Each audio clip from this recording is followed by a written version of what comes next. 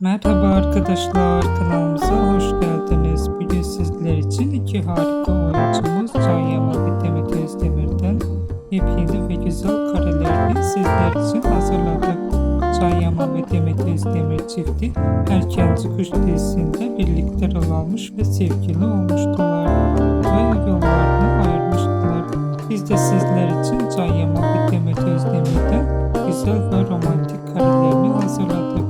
Bu videoların devamı gelmesini istiyorsanız kanalımıza abone olup yorum yazmayı unutmayın. Herkese teşekkür ederiz.